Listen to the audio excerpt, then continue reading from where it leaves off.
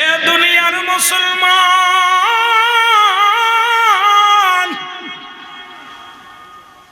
আমি বলতেছিলাম শুধু কবিরা গুনাহ কত করছো গুনাহ।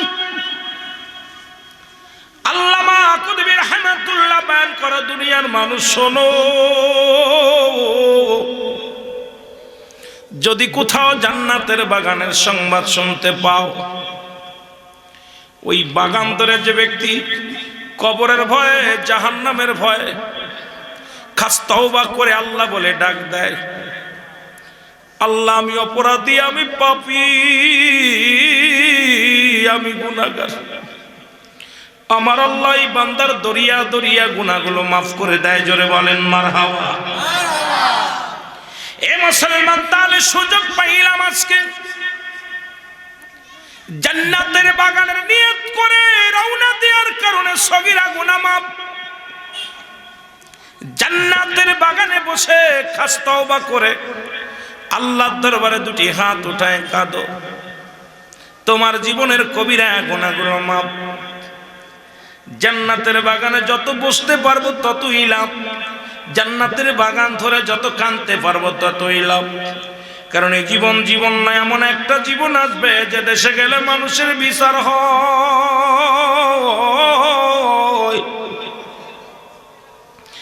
যে দেশে গেলে মানুষের হিসাব হয়, যে দেশে গেলে মানুষ কোনোদিন আর ফিরে আসে না, আসাও সম্ভব নয়। জোরে বলেন ঠিক কিনা?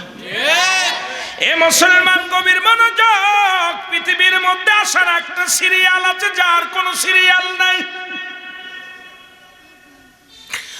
দেখা যায় দাদা জিন্দা, নাতি নাই,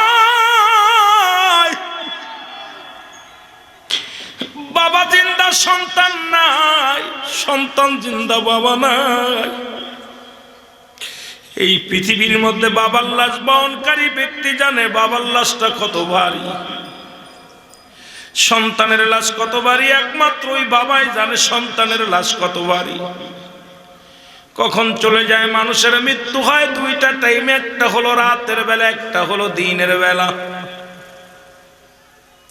ও মুসলমান, দিন শেষ করে স্বরূপ শেষ করেছ, মৃত্যুবরণ করো নাই। রাত শুরু করেছ, এখনো পর্যন্ত মৃত্যুবরণ করো নাই। রাতের শেষ অংশ বেঁচে থাকবা কেউ গ্যারান্টি দিতে পারবো না। জোরে বলেন ঠিক কিনা?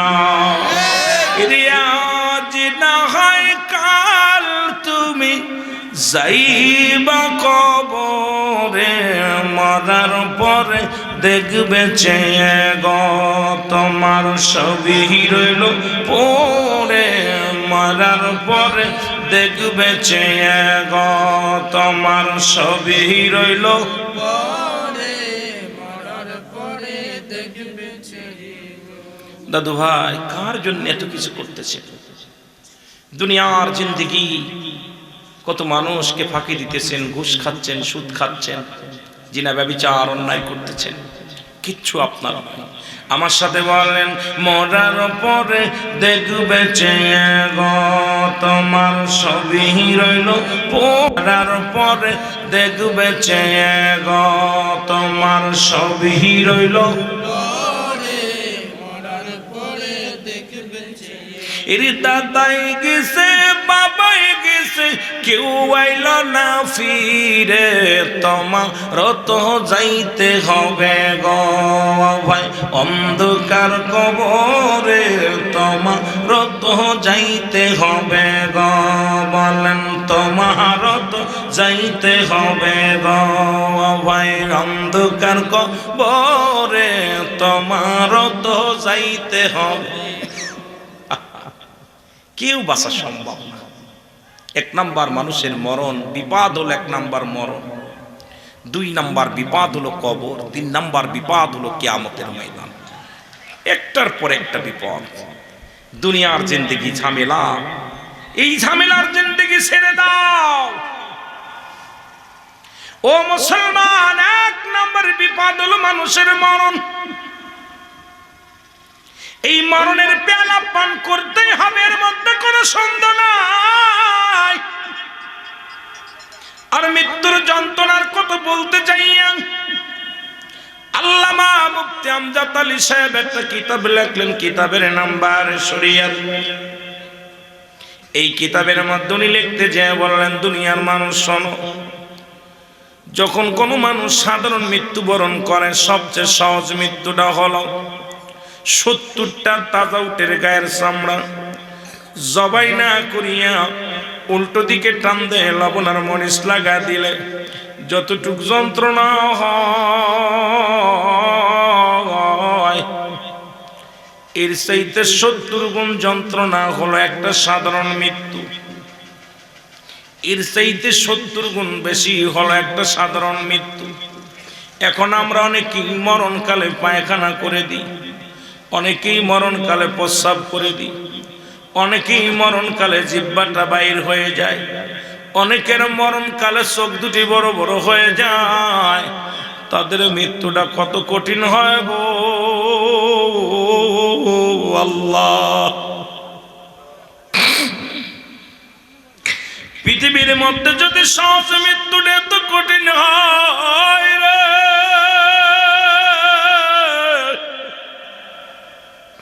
ওই কঠিন মৃত্যুটা কত কঠিন হয়। কত মানুষের গোসল করাইলাম, কত মানুষের দাফন করাইলাম, কত মানুষের জানাজা পড়াইলাম, দেখলাম মরণের সময় চোখ দুটি বড় বড় হয়ে গেছে। কত মানুষ মৃত্যুর সময় পায়খানা করে দিছে, কত মানুষ মরণের সময় প্রস্রাব পায়খানা করে দিছে, কত মানুষের জিহ্বা বাইর হয়ে গেছে। আল্লাহ, এদের কত কষ্ট দিয়া তুমি রুহটা বাইর করেছো আজরাইল দিয়া। ও আমার আল্লাহ, এরা তো দুনিয়া থেকে বিদায় হয়ে গেছে, কখন যেন মরণ এসে যায়। এই মরণের পেয়ালা পান করতে হবে, এর মধ্যে কোনো সন্দেহ নাই। আল্লাহ, আজকের এই মাহফিলের খাতিরে আজকে যারা জান্নাতের বাগানে বসেছে প্রত্যেকের মরণটা তুমি সহজ করে দিও। জোরে জোরে চিল্লায় বলেন আল্লাহু আকবার। সব চাইতে সহজ মৃত্যু যদি 70টা তাজা উটের গায়ের চামড়া জবাই না করে উল্টো দিকে টান দিয়ে লবণ আর মরিচ লাগাই দিলে যতটুক যন্ত্রণা হয়, এর চাইতে 70 গুণ যন্ত্রণা। পশুটা জবাই করা লাগবে না, এমনি চামড়াটা ছিঁড়ে ভিতরে লবণ আর মরিচ লাগাই দিলে যতটুক যন্ত্রণা হয়, এর চাইতে 70 গুণ যন্ত্রণা যদি সাধারণ মৃত্যু হয়, তাহলে দাদু ভাই কত মানুষ মরণের সময় একটা ঠ্যাং বেঁকা হয়ে যায়, হাত বেঁকা হয়ে যায়, জিহ্বা বাইর হয়ে যায়। দেখবেন অধিকাংশ লাশ গোসল করাতে যেটা পায়খানা প্রস্রাব পর্যন্ত করে দেয়। তাহলে বোঝা গেল তাদের রুহটা কত কষ্ট দিয়ে বাইর হয়েছে। এই মরণের চিন্তা যাদের মধ্যে নাই, এই সমস্ত মানুষগুলো কেমন মানুষ কিছু বুঝি আসে না। তুমি কার জন্য ঘুষ খাও, কার জন্য সুদ খাও, কার জন্য জিনা ব্যভিচার করো, কার জন্য মুসলমান অন্যায় পথে পা বাড়াও গো। এই দুনিয়ার সম্পদের পাহাড় গল্লা, এই দুনিয়ার মধ্যে বাড়ি করলা, গাড়ি করলা, শুনে নাও, শুনে নাও, দিলের কান্ডা লাগাও, শুনে নাও। এই দুনিয়ার সম্পদ খাবে লোকে, তোমার দেহ খাবে পোকে। সম্পদ কিসে খাবে? সম্পদ খাবে লোকে, তোমার সম্পত্তি খাবে লোকে। বাড়ি ঘর কত তুমি অন্যায় পথে সুদ খায়া ঘুষ খায়া বাড়ি করছো, জমি জমা করছো, এগুলো তোমার ছেলে খাবে, মেয়ে খাবে, প্রতিবেশী খাবে। তোমার দেহটা খাবে পোকে। তোমার দেহটা কিসে খাবে? জোরে বলেন, পোকে। আহা, দেহটা পড়ে থাকবে মাটিতে, পোকে খেয়ে ফেলবে। সুতরাং আপনাকে আমাকে বোঝা উচিত যে কিসের জন্য সুদ খাবো, কিসের জন্য ঘুষ খাবো। পৃথিবীর আপনার কোন ছেলে আপনার পাপের ভাগ নিবে না, বিবি আপনার পাপের ভাগ নিবে না। লন্ডন থাকেন, আমেরিকা থাকেন, ও মুসলমান শুনে নাও, কত কষ্ট করে উপার্জন করো, দুনিয়ার সম্পদ উপার্জন করো, ছেলে মেয়ে আনন্দ ফুর্তি করে, বিবিরা ফুর্তি করে, তুমি অন্যায় পথে নামাজ না পড়লা, নামাজ পড়লা না, সঠিক পথ অবলম্বন করলা না, তুমি অন্যায় পথে পা বাড়াইয়া সম্পদের পাড় করলা। এই দুনিয়ার সম্পদ সবাই ঠিকই নিবে, কিন্তু পাপের ভাগটা নিবে না। একটা পাপ তোমার ছেলে নিবে না, একটা পাপ তোমার মেয়ে নিবে না, একটা পাপ তোমার বিবি নিবে না, একটা পাপ তোমার ভাই নিবে না। দুনিয়ার পাপের রাজ্যের খাতিরে তুমি পাপের বোঝা যখন মাথায় নিয়ে দুনিয়া থেকে চলে যাওয়া, আমার আল্লাহ কয় তোদের জন্য প্রস্তুতি বেঈমান মুনাফিকদের জন্য প্রস্তুতি করে রাখা আছে। আমার আল্লাহ বলেন উদ্দাতুলিল কাফিরিন, ওই কাফের বেঈমান মুনাফিকদের জন্য আমি আল্লাহ প্রস্তুতি করে রাখলাম 7টা জাহান্নাম। কয়টা কয়টা জোরে বলেন, কয়টা প্রস্তুতি করে রাখছে? কেটা কেটা যাবেন একটু হাত তোলেন। এ সিলেট ভাইয়েরা, সিলেটির ভাইয়েরা, কে কে যাবেন জাহান্নামে? যাবেন কে? বেঈমান মুনাফিক বেনামাজি সগলখোরদের জন্য প্রস্তুতি করে রাখছে কয়টা জাহান্নাম? কথা বলেন না, কয়টা? আল্লাহ একটা জায়গা রাখছে, একটা জায়গা রাখছে। এ মুসলমান শুনে নাও, তুমি দুনিয়ার মধ্যে 50 বছরের জিন্দেগি পাইয়া, 80 বছরের জিন্দেগি পাইয়া, 100 বছরের জিন্দেগি পাইয়া তুমি অন্যায় পথে পা বাড়াইলা রে মুসলমান। তুমি কত অন্যায় পথে তুমি জীবন কাটাইলা। ফজর পড়লে না, আসর পড়লে না, মাগরিব পড়লে না, অথচ বললাম মুসলমান শুনে নাও, মানুষের মৃত্যু হয় 2টা টাইম, একটা হলো রাতের বেলা, একটা হলো দিনের বেলা। আল্লাহ কয় বান্দার আমি দিন শুরু করেছি নামাজ দিয়া। এখন কে কে নামাজ, ফজরের নামাজটা কে কে পড়ছেন? যদি হাত উঠাইতে বলি হয়তো হাতে গোনা কয়েকজন উঠবে রে মুসলমান। আমার দাদু ভাইয়ের একটু মনটা খেয়াল করবেন বাবারা আমার, আস্তে। এ মুসলমান গভীর মনোযোগ, মৃত্যু হয় 2টা টাইমে, একটা হলো রাতের বেলা গো, আর একটা হলো দিনের বেলা। আপনি সুন্নি বলে দাবি করেন, নবীর প্রেমিক বলে দাবি করেন, আল্লাহর গোলাম বলে দাবি করেন, কেমন করে দাবি করলেন মুসলমান? এখন আল্লাহর গোলাম হিসেবে যদি দাবি করেন মুসলমান, ফজর 2 রাকাত নামাজ যখন তুমি আদায় করলা, সঙ্গে সঙ্গে তুমি হয়ে গেলে আমার আল্লাহর গোলাম। এবার 2 রাকাত সুন্নাত নামাজ তুমি আদায় করেছো সর্বপ্রথম রে মুসলমান, তুমি হয়ে গেলে আমার রাসূলের প্রেমিক। এখন সুন্নাতও পড়ো নাই, ফরজও পড়ো নাই, তুমি সারা দিন ভরে আল্লাহর নাফরমান বান্দা হয়ে ঘোরাঘুরি করলা।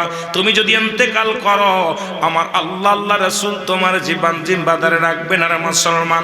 আমার নবী তোমারে চিনবে না, আমার আল্লাহ তোমারে চিনবে না। জোরে জোরে চিল্লায় বলেন ঠিক কিনা? বলো যে আমার নবী, আমার রাহমাতাল লিল আলামিন নবীর প্রেমে খুব কান্দ, কিন্তু ফজরে 2 রাকাত সুন্নাত পড়ো নাই, মুখের মধ্যে দাড়ি মোবারক রাখো নাই, আবার নবীর সুন্নাত তরিকায় চলো না, আবার নবী কয়া খুব ফালাফালি করো, নবীর জন্য জীবন দিয়ে দিতেছ। আল্লাহ তোমার গোলাম, আল্লাহ আমরা আল্লাহর গোলাম। এখন আপনি যদি পৃথিবীর মধ্যে আপনি কাউকে কিষান রাখেন বা কামলা রাখেন, সে যদি আপনার কর্মচারী ঠিক মতো কাজ না করে, তাকে বেতন দিবেন না। তদ্রূপ আমার আল্লাহর যদি গোলামি ঠিক মতো না করেন, আপনাকে কখনো স্বীকৃতি আমার আল্লাহ দিবে? যেটা বলেন দিবে।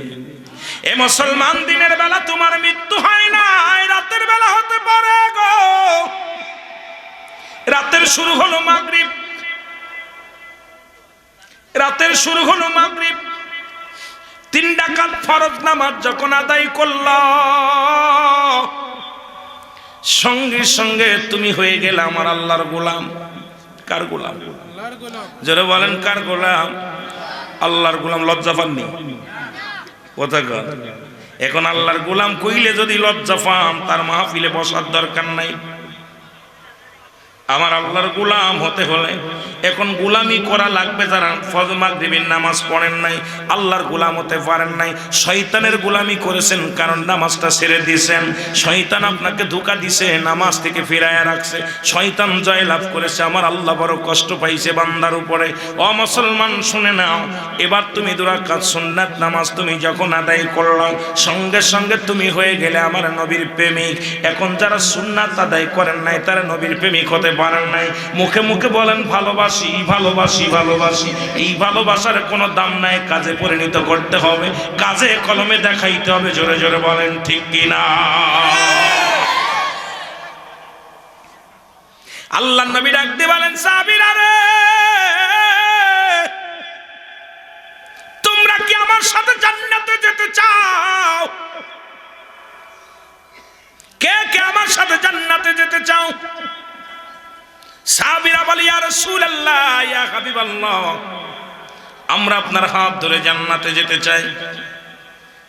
আমি আপনাদের কাছে বলতে চাই, কে কে নবীর সাথে জান্নাতে যেতে চান? একটু হাত দুটো তোলেন, জোরে তোলেন, আরো জোরে বলেন আল্লাহু আকবার। নবী বললেন হাতটা নামান। নবী বললেন, সাহাবীরা রে, যে ব্যক্তি 5 ওয়াক্ত সালাত, 5 ওয়াক্ত নামাজ সালাত সময় মতো অক্তীয় মতো আদায় করতে পারবে, আমি নবী ওয়াদা করলাম, আমি নবী কথা দিলাম, তাকে আমি হাত ধরে জান্নাতে নিয়ে যাব। যারা বলেন মারহাবা। নবীজি ওয়াদা করছে, এই নবী ওয়াদা করছে, যদি কোনো ব্যক্তি 5 ওয়াক্ত সালাত সময় মতো অক্তীয় মতো আদায় করতে পারে, আল্লাহর নবী তার হাত ধরে জান্নাতে নিবে। জোরে বলা যাবে না মারহাবা? আরো জোরে বলেন মারহাবা। এরে আমরা গুনাহগার গো নবী, আমরা গুনাহগারে ভালো হয়, আমরা গুনাহগার গো নবী, ও নবী গো আমরা গুনাহগারে বলুন সালাত সালাম জানাই, সালাত সালাম জানাই আপনার পরে, ও নবী গো আমরা গুনাহগারে, ও নবী গো। এই পরশী এই যুবক দলে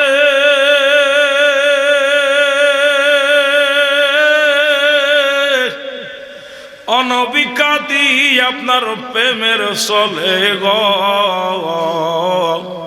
দেখা দাও গো দয়াল নবী, দেখা দাও গো দয়াল নবী, একটি বার আমারে, ও নবী গো আমরা গুনাহগারে, ও নবী গো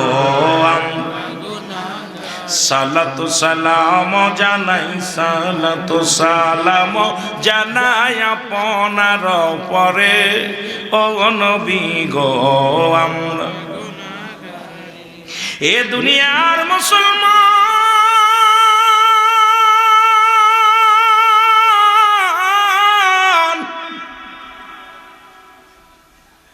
নবীর সাথে যদি জান্নাতে যেতে চাও, তাহলে সালাত আদায়ের দরকার আছে কিনা? জোরে বলেন আছে কি? নবী আর এমনি দুনিয়ার মধ্যে আসেন, নবী বলতেছেন হায়াতি খায়রুল লাকুম ও মামায়াতি খায়রুল লাকুম, আবার বলছেন ওফাতি খায়রুল লাকুম। মুসলমান শুনে নাও, দিলের কান্ডা লাগা শুনে নাও, এই নবী দুনিয়ার মধ্যে আগমন করেছেন উম্মাতের কল্যাণের জন্য। উম্মাতেরা শরীয়ত তরিকত হাকিকত মারফত যেদিকে তাকাইবে সেদিকেই আমার নবী। আজকে নবী নামাজ আনছে, আজকে নবী রোজা আনছে, আজকে নবী ইসলাম আনছে, আজকে নবী পর্দা আনছে। আজকে সেই বিধান না মানিয়া হালাল হারাম বুঝতে পারি না। আজকে নবীর তরিকা করো, কও মুসলমান তুমি কেমন মুসলমান, কেমন মুমিন, কেমন মুত্তাকিন বলে দাবি করো। নবীর উম্মত বলে যদি দাবি করতে হয়, আমার নবীজির আদর্শ আপনাদের ভিতরে থাকার দরকার আছে কি না? আর একটু জোরে জোরে চিল্লায় বলেন আছে কি না? এই মুসলমান গভীর মনোযোগ, কথাগুলো খেয়াল করবেন দিলের কান্ডা লাগাইয়া। নবীর এক সাহাবী নাম হলো আব্দুল্লাহ আনসারী। নাম কি? আব্দুল আনসারী। জোরে বলেন নামটা কি? আব্দুল্লাহ আনসারী।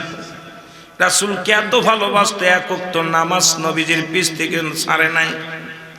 প্রতিনিয়ত নবীর পিছে সালাত আদায় করে আব্দুল্লাহ আনসারী। নবী নামাজের জন্য কত কষ্ট করলো, নামাজের জন্য মেহনত করলো। আজকে নবীর উম্মতিরা যখন নামাজ ছেড়ে দেয় নবীজিও কষ্ট পায়। ও মুসলমান শুনে নাও, নবীজি যিনি রহমতের নবী, যিনি মাগফিরাতের নবী, যিনি নামাজ নাজাতের নবী, তিনি নামাজের জন্য মেহনত করলো। আপনারা কি করেন মুসলমান শুনে নেন। আল্লাহর নবীজির সাহাবী আব্দুল্লাহ আনসারী উনি কি করলেন, বাড়ি গেলেন, ডাকতে বলে বিবি, ডাকতে বলে স্বামীরা,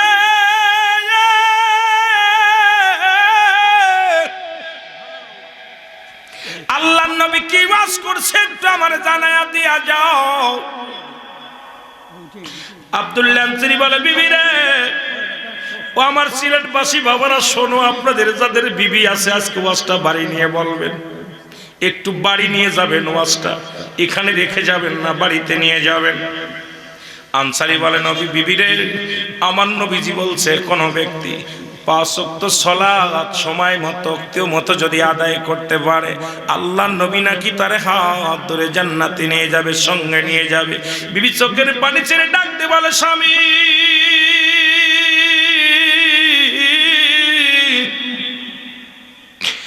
আপনার কাছে বাড়ি চাই না, গাড়ি চাই না, স্বর্ণের বালা খানা চাই না, ভালো খাবার চাই না, ভালো পরবার চাই না রে স্বামী, আপনি আমার স্বামী, আপনি আমাকে একটু সুযোগ দিবেন, আমিও যেন সময় মতো, আমিও যেন ওক্ত মতো সালাতটা আদায় করতে পারি। আপনি কিয়ামতের ময়দানে রাসূলুল্লাহর হাত ধরে জান্নাতে যাবেন, আমিও আমার নবীর সাথে জান্নাতে যেতে চাই। জোরে জোরে বলেন মারহাবা। আর আমাদের বউগুলো ইটালি রইছে, আমরা রইছি আমেরিকা, লন্ডন। ফোন দেয় বাড়ি থেকে, আমার আসার সময় 2টা বালা নিয়ে আসো, স্বর্ণের পুতুল নিয়ে আসো।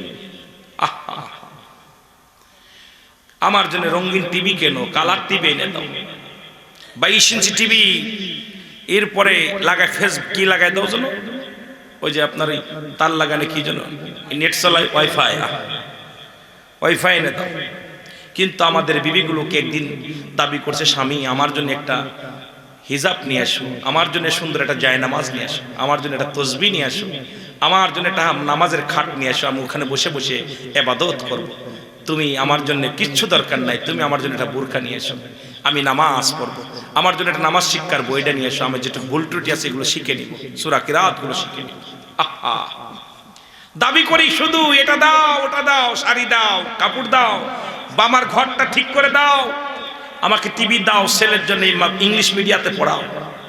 কত দাবি করতেছি, কিন্তু একদিন কি দাবি করছেন, স্বামী আপনার কাছে কিচ্ছু চাই না, আপনি আমাকে 5 ওয়াক্ত সালাত আদায় করার সুযোগ দিবেন, হালাল খাদ্য খাওয়াবেন, বাড়ি গাড়ি কিচ্ছু চাই না, দুনিয়ার জিন্দেগি কদিনের জন্য, বাল্লুহা কিলাব, এই দুনিয়াটা তো পচা দুর্গন্ধ মরি। মানুষের চরিত্র হলো কুকুরের চরিত্র, কুকুর যেমন মরি পাইলে কাড়াকাড়ি করে, পৃথিবীর শেষ জামানার মানুষগুলো এমন সম্পদমুখী হবে। আহা, বড় কষ্ট হয় যে মানুষ এত নিকৃষ্ট, এত নিষ্ঠুর হয়ে গেছে, মানুষের দিলে মায়া দয়া মমতা বলতে কিচ্ছু নাই। আল্লাহর নবী সালাত আদায় করেন, সালাম ফিরে, আসসালামু আলাইকুম ওয়া রাহমাতুল্লাহ, আসসালামু আলাইকুম ওয়া রাহমাতুল্লাহ। নবী সালাম ফিরে সাহাবীদের চেহারা মোবারক দেখে, ডান দিকে বাম দিকে সালাম ফিরে রাসূলুল্লাহ সাহাবীদের দিকে নজর করে, কে কে এসেছিল নামাজে। নবী দেখে একদিন নয়, দুদিন নয়, 3টা দিন সাহাবীর নজরে পড়ে না। সালাম ফিরায় সাহাবী দৌড় মারে বাড়ির দিকে। আল্লাহর নবী বললেন, আমার সাহাবীরা নেই, আমি আজ 3টা দিন লক্ষ্য করি আমার আনসারী তো সালাম ফিরা দৌড়ে চলে যায়। আগে তো যখন আমি আলোচনা করতাম, যতক্ষণ পর্যন্ত আমি বাহির না হতাম আমার আনসারী বাহির হতো না, আমার আনসারী মসজিদ থেকে বাহির হতো না। আজ কটা দিন দেখি আনসারী দেখি আসতে সবার পিছে আছে, সবার আগে বাইর হয়ে যায়। সাহাবীরা বলে, হুজুর নিশ্চিত দুনিয়ার কোন প্রেমে পড়ে গেছে, নিশ্চিত কোন দুনিয়ার প্রেমে ধরে ফেলেছে। আমার নবী বলে, তোমরা কথা বলো, তোমার ভাইয়ের বিরুদ্ধে অভিযোগ করো না, আমি নিজেই যাব, আমি নবী রাহমাতুল লিল আলামিন নিজেই যাব। আল্লাহর নবী চলে গেলেন বাড়িতে, সালাম দিলেন, আসসালামু আলাইকুম ইয়া আহলাল বাইত। একবার নয়, দুবার নয়, তিনবার সালাম দিলেন। তিনবার সালাম দিলেন আল্লাহর নবীজি। সালামের জবাব আসলেন না, সালামের জবাব আসলেন না। আল্লাহর নবী কি করলেন শুনে নেন, রওনা হয়ে গেলেন। পিছন থেকে আল্লাহর নবী সাহাবী সালাম দা, আলাইকুম আসসালাম ইয়া রাসূলুল্লাহ, ওয়ালাইকুম আসসালাম ইয়া হাবিবাল্লাহ, ওয়ালাইকুম আসসালাম ইয়া রাহমাতাল লিল আলামিন। নবী বলে, আনসারী রে, তুমি সালাম শুনেছিলে, উত্তর দাও নাই। আনসারী, তুমি সালাম শোনা পর আমি নবীর সালামের জবাব দাও নাই। বলি, ইয়া রাসূলুল্লাহ, ইয়া হাবিবাল্লাহ, আমি কেন সালামের জবাব দিই নাই আমি আপনাকে বলতে পারবো না। যদি দয়া করে আপনি আমার বাড়িতে যাইতেন, আমি বলতে পারতাম কেন সালামের জবাব দিই নাই। কেমন নবী গো, এমনি আর নবীকে রাহমাতুল লিল আলামিন বলা হয় নাই, রহমতের নবী, মাগফিরাতের নবী, কুল কায়নাতের নবী, কত দয়ার সাগর রাহমাতুল লিল আলামিন। নবী চলে গেলেন বাড়িতে। বাড়ি যা যখন আনসারী দরজা খুলে দিলেন, দরজা খোলার সঙ্গে সঙ্গে দেখে ভিতরে একটা গর্ত খোঁড়া। আল্লাহর নবী বলে, আনসারীর এত বড় গর্ত কেন তোমার ঘরের দরজায়?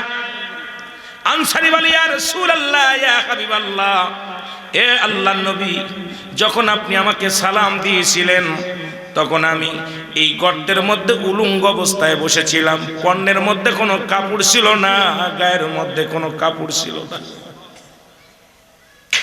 ইয়া রাসূলুল্লাহ, নবী গো, যখন আপনি আমাকে সালাম দিলেন তখন আমি উলঙ্গ অবস্থায় গর্তের মধ্যে বসেছিলাম, এই কারণে আমি সালামের উত্তর দিতে পারি নাই। আল্লাহর নবী বলেন, তুমি কি বলতে চাও বলো নবী গো।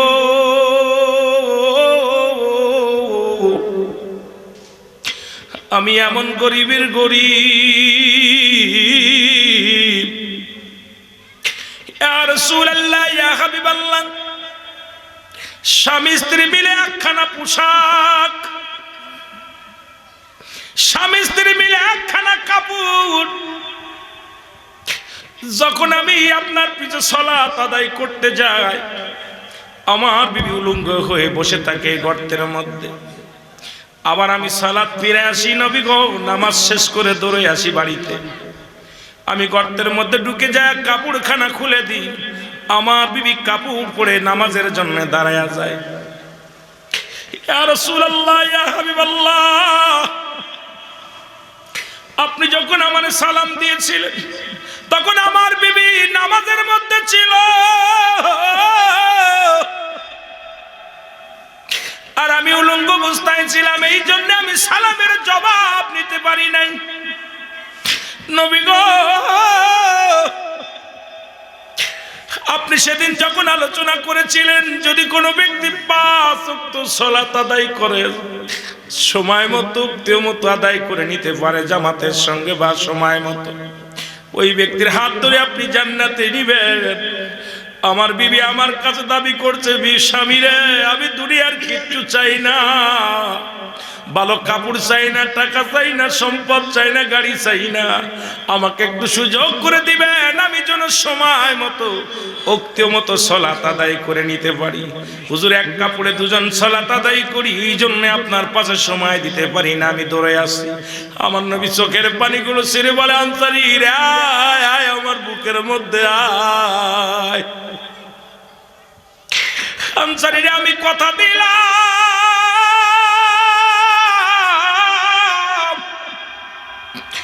ইয়াউমুল কিয়ামতের ময়দানে তোদের স্বামী স্ত্রী দুজনকে নিয়ে আমি নবী জান্নাতের মধ্যে প্রবেশ করব। আমি এখন বলি, বাবারে, এই সিলেটের জমিন লন্ডনের জমিন, দ্বিতীয় লন্ডন বলা হয়। এই সিলেটের জমিনে যিনি ভিক্ষা করে খায় তারও তো এক টুকরা কাপড় নাই, যিনি রাস্তায় রাস্তায় ভিখারি তারও 2-4টা কাপড় আছে, তারপরে যদি নামাজ ছেড়ে দেয় সে কোনোদিন আল্লাহর প্রিয় বন্ধু ও মুসলমান প্রিয় গোলাম হওয়া সম্ভব নয়। আল্লাহর গোলাম হইতে লাগলে নামাজের দরকার আছে কি না? এক কাপড়ে আপনারা যারা এখানে বসে আছেন কারোর একটা কাপড় আছে, প্রত্যেকের 2-4টা কাপড় আছে। এরপরে নামাজ যদি ছেড়ে দেন আল্লাহর কাছে কোনো জবাব দেওয়ার মতো ক্ষমতা থাকবে না, পারবেন না, জবাব দেওয়া সম্ভব হবে না। এই ছিল সাহাবীদের আদর্শ, এই ছিল সাহাবীদের বিবিদের আদর্শ। আর এখন আমাদের আদর্শ হলো টাকা পয়সা হলে 3 তলা বাড়ি 4 তলা বাড়ি, ভিআইপি গাড়ি, বাড়ির চিন্তা। আমাদের ভিতরে কেন যেন দুনিয়া এমন ভাবে বিরাজ করতেছে, এমন ভাবে গ্রাস করতেছে। কয়দিন বাঁচব, কয়দিন বাঁচব? আমার মরনা শিবে কখন কেউ তো জানি না, আমার মরনা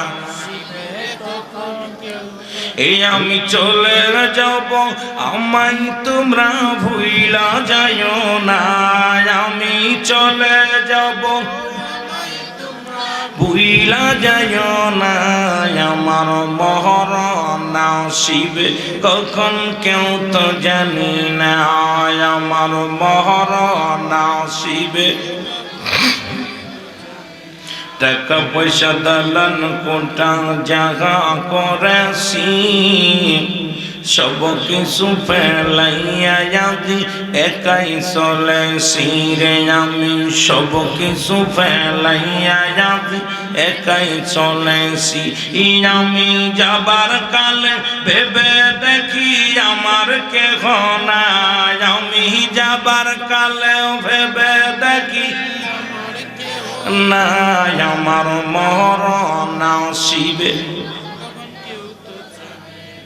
কুল্লু মান আলাইহা ফান, সব শেষ করে দিবে কে? জোরে বলেন কে? আর একটু জোরে বলেন কে? আল্লাহ কয় বান্দারে আমি জমিনটা আমি রাখবো না,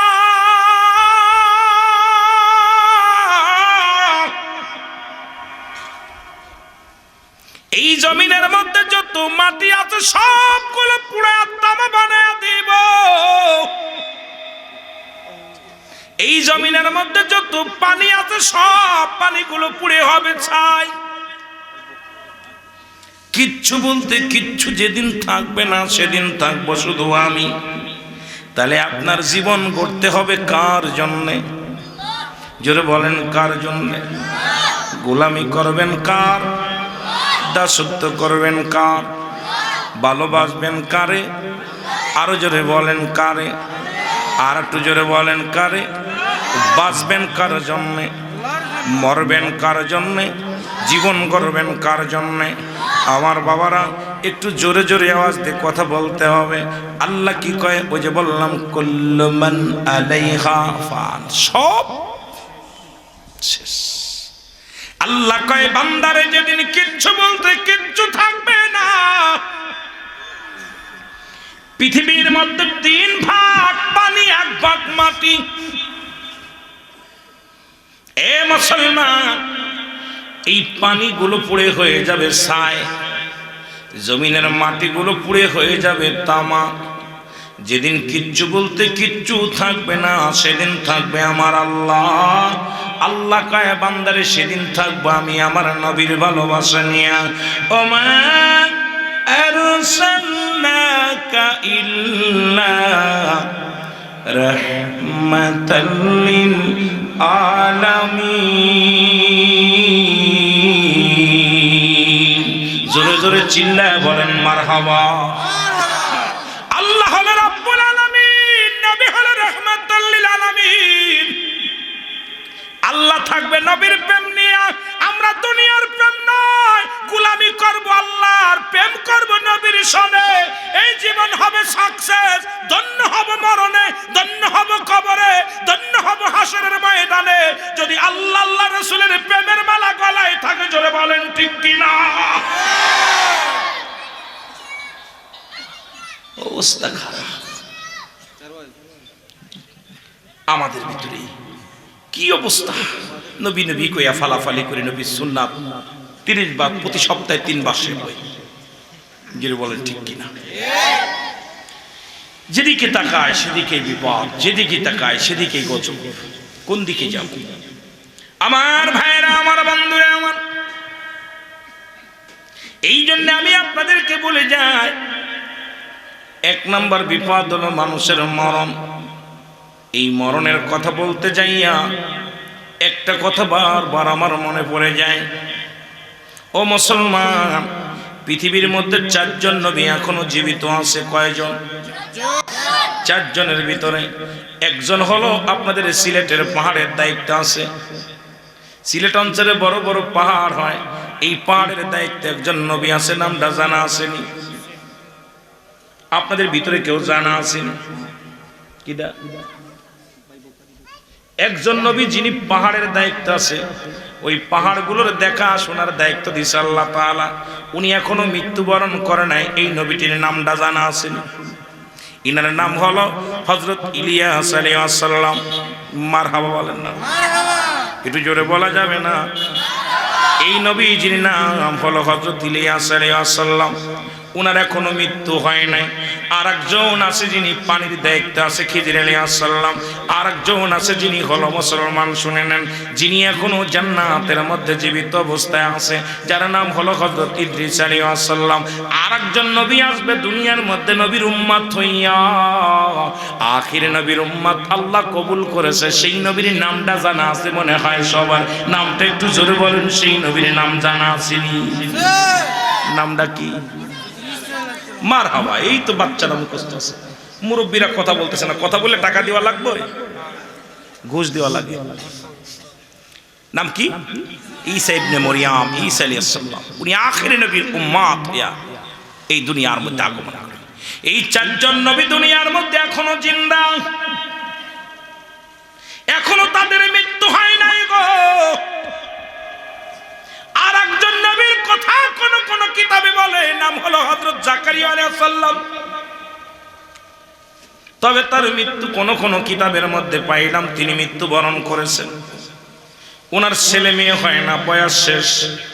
শেষ বয়সে একটা ছেলে হলো, নাম হলো তার ইয়াহিয়া। নাম কি? ইয়াহিয়া। উনি যখন নবুয়তি পাইলেন, তৎকালীন জামানায় বেঈমানেরা তারে আক্রমণ করলেন। এই আক্রমণ থেকে বাঁচার জন্য গাছের কাছে সাহায্য চাইলেন। এই গাছটাকে জাকারিয়া আলাইহিস সালাম বলে, গাছ তুমি জলদি করে কি হয়ে যাও, ফাঁক হয়ে যাও। ভিতরে প্রবেশ করলেন, বেঈমানেরা গাছটারে ফাড়াইলেন, কাঠটা ফাড়াইলেন, কাটিয়া গাছটারে এরপরে করাত দিয়ে ফাড়াইলেন, এরপরে আগুনে তারে পোড়াইলেন। কোন কোন জায়গা আছে যে আল্লাহ রাব্বুল আলামিন তাকে উঠায় নিয়ে গেছে, কিন্তু পৃথিবীর মধ্যে পাঠাইবে কি কেউ বলতে পারি না, আমার জানা নাই। আপনাদের জানা থাকলে আলহামদুলিল্লাহ, তবে আমি জানি না। তবে আবার কোন জায়গা পাইলাম তিনি ওই অবস্থায় মৃত্যুবরণ করেছে। মুসলমান শুনে নাও, আর কিয়ামত পর্যন্ত কোন নবী আইব না, আখির নবী রাহমাতুল লিল আলামিনের পরে আমার নবী আর পৃথিবীর মধ্যে কোন নবী আইতো না। সেই নবীর উম্মত হতে পেরে আমরা বড় ধন্য। জোরে বলেন ঠিক কিনা? এর ইদ্রিস আলাইহিস সালামের রূহটাও বাইর হয়েছে একবার গো। জান্নাতের মধ্যে হযরত ইদ্রিস আলাইহিস সালাম আছে। আল্লাহ ডাকতে বলে, বন্ধু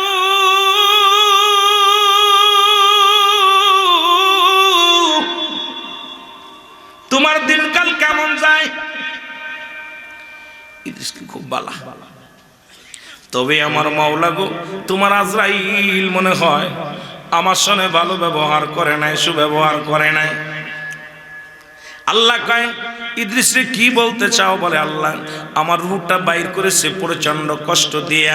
আল্লাহ কয়, আজরাইল তাড়াতাড়ি যা, ইদ্রিসের কাছে যা। ইদ্রিস আলাইহিস সালামের কাছে চলে আসেন আজরাইল আলাইহিস সালাম। ইদ্রিস আলাইহিস সালাম বলে, আজরাইল আগে বলো আমার রূহটা তুমি কেমনে বাইর করেছিলা? আজরাইল বলে, হুজুর এই পৃথিবীর মধ্যে থাকে আমার পা মোবারক, মাথা থাকে আসমানে। পৃথিবীর সমস্ত পানি যদি আমার মাথায় ঢেলে দেয়া হয় রে, একটু পানি করে পড়বে না জমিনের মধ্যে রে আল্লাহ। আমি আজরাইল সবার রূহটা বাইর করার জন্য জমিনের মধ্যে আসি না, একমাত্র মাহবুব বান্দাদের জন্য, ইমানদারদের জন্য, যারা জান্নাতি তাদের জন্য প্রস্তুতি করা আছে আল্লাহ 8টা জান্নাত।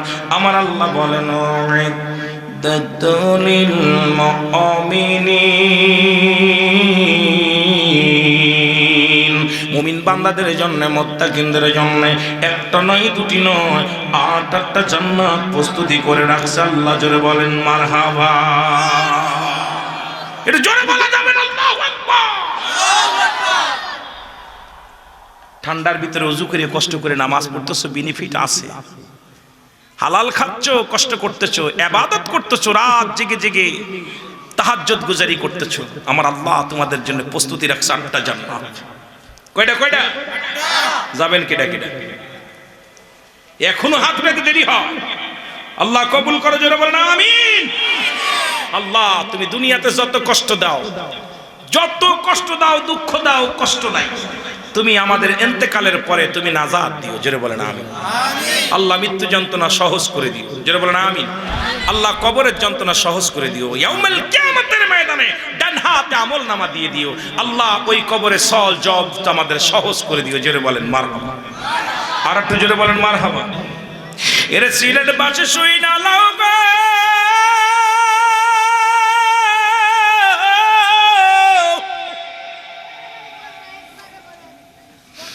যখন আপনাদের এলাকায় যখন সিডর হলো গো বন্যার সময় মুসলমান, আমি নিজে গুনাহগার এসেছিলাম সুনামগঞ্জের জমিনে।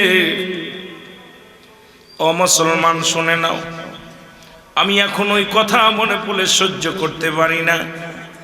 দেখেছিলাম এই বন্যার ভিতরে মানুষগুলো যারা মারা গেছে, 4টা লাশ দেখেছিলাম। তার ভিতরে একটা লাশের পাশে দেখেছিলাম কলার গাছে করে, ওই কলার গাছের 2টা কলা গাছ কেটে তার মধ্যে লাশটা শোয়ায় রাখছে। লিখে দিছে আমার আব্বা জানের লাশ মোবারক, যদি কোন হৃদয়বান মানুষ পান একটু দাফন করবেন, একটু কাফন করবেন। ও মুসলমান, একটা শিশুর লাশ পেয়েছিলাম, একটা নারীর লাশ পেয়েছিলাম, 2টা শিশুর লাশ সেদিন পেয়েছিলাম, দেখেছিলাম। ওই কলা গাছের মধ্যে ভাসিয়ে দিছে, যদি কোন হৃদয়বান মানুষ পান। ইনি মুসলমান, আমাদের কবর দেওয়ার জায়গা নাই, মারা গেছে, বাবার লাশটা ভাসায় দিলাম। এ সিলেটের মানুষ, সুনামগঞ্জের মানুষ, আল্লাহ কিন্তু আপনাদের দেখাইছে একটা বিপদ, বড় বিপদ দেখায় দিছে। আমরা এসেছিলাম, এসে চোখের পানি ধরে রাখতে পারি না। কত টাকাওয়ালা বাড়িওয়ালা মানুষগুলো ও মুসলমান তাকায় ছিল মাওলার দিকে। আল্লাহ ঘরে জায়গা নাই, ঘরে শোয়ার জায়গা নাই, পশু পাখিগুলো মারা গিয়েছিল। হে মুসলমান শুনে নাও, জীবনে কে যে কোনোদিন হাত পাতে নাই, সে অপেক্ষায় ছিল একটু ত্রাণের জন্য, শান্তির জন্য। মুসলমান শুনে নাও, দেখেছি লাশের গায়ে লেখা রয়েছে, কাপনের কাপড় পরানো আছে, সাদা কাপড়ের মধ্যে মুড়ায়া আদরের ছেলে তাকে কাপন দিতে পারে নাই, দাপন দিতে পারে নাই। লিখে দিছে যদি কোন হৃদয়বান মানুষ পান, আমার আব্বা জানের, আমার আব্বা জান আমার সন্তানটারে দাফন করার ব্যবস্থা করে দিবেন। আমার সন্তানের ঠিকানা, বাবার ঠিকানা, মায়ের ঠিকানা লিখে দিছে অমুক গ্রাম। আমার বাজানেরা, তাহলে এই হলো আমার আপনার জিন্দেগি। এখনই যদি মৃত্যুবরণ করেন, কেউ আপনারে রাখবে না, সবাই আপনার বিদায়ের জন্য ব্যস্ত হয়ে যাবে। আজ না হয় কাল আপনার বিদায় হতে হবে, পশু হতে হবে না, তশু হতে হবে, চলেই যেতে হবে, থাকা যাবে না এই দুনিয়ার মধ্যে। রে মুসলমান, এ মুসলমান শুনে নাও গো,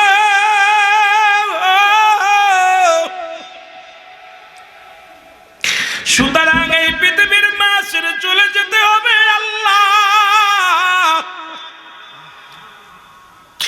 আমার আল্লাহ 1 নম্বর হলো মরণ। ইদ্রিস আলাইহিস সালামের কথা বলতেছিলাম। ইদ্রিস আলাইহিস সালাম বলে আজরাইল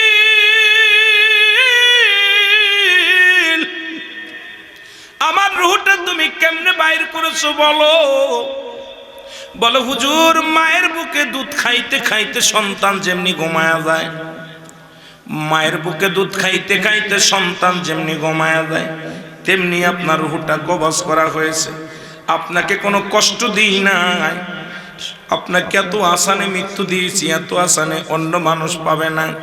একমাত্র ইমানদারের রূহটা আমি আসানের সঙ্গে বাইর করি। আমার বাজানেরা শুনে নাও, ইদ্রিস আলাইহিস সালাম ডাকতে বলে, আজরাইল, এত সহজ মৃত্যু যদি এত কঠিন হয়,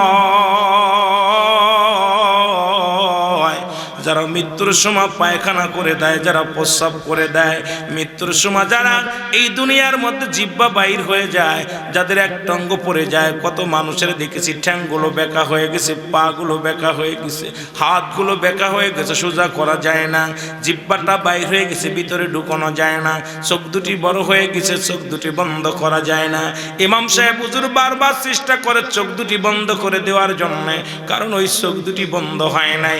আমার দাদু ভাইয়েরা, এই কঠিন মৃত্যুটা কত কঠিন হয় আমাদের একবার বেশি করে চিন্তা করার দরকার। একবার গমের ঘরে চিন্তা করো, একবার এই দুনিয়ার জিন্দেগিতে বইয়া চিন্তা করো গো। এই দুনিয়ার মায়া ছেড়ে চলে যেতে হবে, থাকবা না, থাকা সম্ভব নয়। এক নম্বর মরণ, দুই নম্বর হলো কবর। ওই কবর বলতে বোঝায় আমরা বাড়ির আশেপাশে 3.5 হাত গর্ত করে যেখানে মানুষ দাফন করা হয়, এটাকে মনে করি মুসলমান কবর। কবর বলতে বোঝায় মানুষের মৃত্যুর পর থেকে শুরু করে কিয়ামত পর্যন্ত জগৎটাকে বলা হয় কবরের জগৎ। ও মুসলমান শুনে নাও, এই কবরটার হলো আরো কঠিন।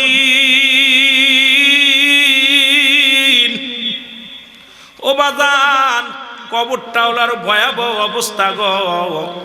এই দুনিয়ার মিশে দুনিয়ার মধ্যে কদিন থাকবেন, তারপরের বিপদ হলো বাজান হাসরের ময়দান, যেদিন সবকিছু বিদায় হয়ে যাবে, চূর্ণ বিচ্ছিন্ন হয়ে যাবে রে।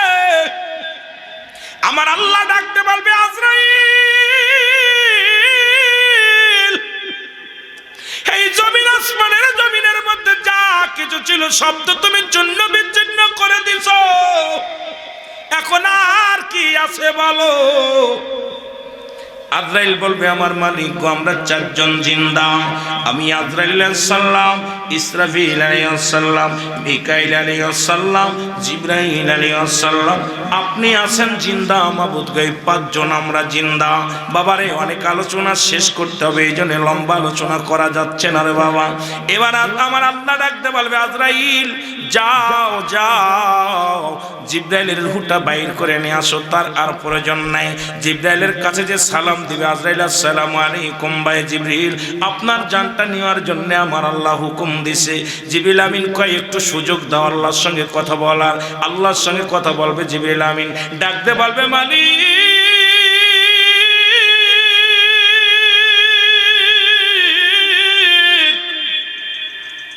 আপনার হুকুমে আমি 7 তালা জমিনের মধ্যে কতই না ঘোরাঘুরি করলাম, আপনার এই বাণীগুলো দুনিয়ার পয়গম্বরদের কাছে পৌঁছে দিলাম, আমাকে একটু সুযোগ দেওয়া যায় না, আমাকে একটু সুযোগ দেওয়া যায় না। আল্লাহ বলবে, না না না না, কারণ আমি স্রষ্টা, আমি একাই থাকবো, সৃষ্টি সব শেষ। যেহেতু সৃষ্টির মধ্যে তুমি আর জিবরাইল, সুতরাং সৃষ্টি শেষ করতে হবে আমার আল্লাহ। আমি আল্লাহ, সৃষ্টি সব শেষ হয়ে যাবে। ও মুসলমান শুনে নাও, এই মুসলমান শুনে নাও, এর মুসলমান জিবরাইলের রূহটা বাইর হয়ে যাবে। আমার আল্লাহ বলবে, আজরাইল আর কে আছে রে? বলবে, আল্লাহ আমি আজরাইল, মিকাইল আর আছে আল্লাহ, জিকিরা বদল ইসরাফিল। আমার আল্লাহ ডাকতে বলবে, যাও, আর দরকার নাই, মিকাইলের জানটা বাইর করে নিয়ে আসো। মিকাইলের আর প্রয়োজন নাই জমিনের মধ্যে, আর তার প্রয়োজন নাই আসমান জমিনের মধ্যে। মিকাইল একই দাবি করবে, আল্লাহ তোমার হুকুমে সারা জীবন সারা জিন্দেগি কাটাইলাম, আমাকে একটু সুযোগ দেয়া যায় কিনা? আমার আল্লাহ বলবে, না, তুমি সৃষ্টি, আমি স্রষ্টা, সৃষ্টি সব শেষ হয়ে যাবে, আজরাইল আর কোনো আফিল চলবে না, নিয়ে আসো। চলে আসবে, থাকবে 2 জন। হযরত বাজান রে মুসলমান শুনে নাও, আজরাইল আর হলো বাজান রে মিকাইল, ইসরাফিল। রুহটা বাইর করো, তবে যেন সিংহানে না পড়ে গো। ওর হাতে যে বাঁশিটা দেওয়া আছে ইসরাফিলের হাতে, ওইটা রেখে দিবা সযত্নে। ও রুহটা বাইর কর। ইসরাফিলে একই দাবি করবে, আল্লাহ আপনার হুকুম মোতাবেক ওই যে আমি সৃষ্টি লগ্ন থেকে বসে আছি গো আল্লাহ, আপনার হুকুমের বাইরে আমি চলি নাই, নড়াচড়া দিই নাই গো আল্লাহ, একটু কি সুযোগ হবে না? আমার জন্য কি দয়া হবে না? আমাকে কি মুসলমান না? আল্লাহ কয় স্রষ্টার মৃত্যু নাই, সৃষ্টির মৃত্যু তোমাকেও মরতে হবে। মুসলমান আজরাইল নিয়ে চলে আসবে, থাকবে এখন আমার আল্লাহ আজরাইল। আল্লাহ বলবে আজরাইল আর কয়জন আছে? বলবে আমি আর আপনি। আল্লাহ বলবে আজরাইল আর দেরি করো না, তোমার রূহটাও দিয়ে দাও, আর দেরি নয়। বাঁচা সম্ভব না। আমি এই জন্যে পিছনে অনেক আগের দিকে চলে গেলাম, যে পৃথিবীতে আজরাইল যিনি সারা পৃথিবীর রূহটা নিল, সমস্ত মাখলুকাতের রূহটা বাইর করলো, তার রূহটাও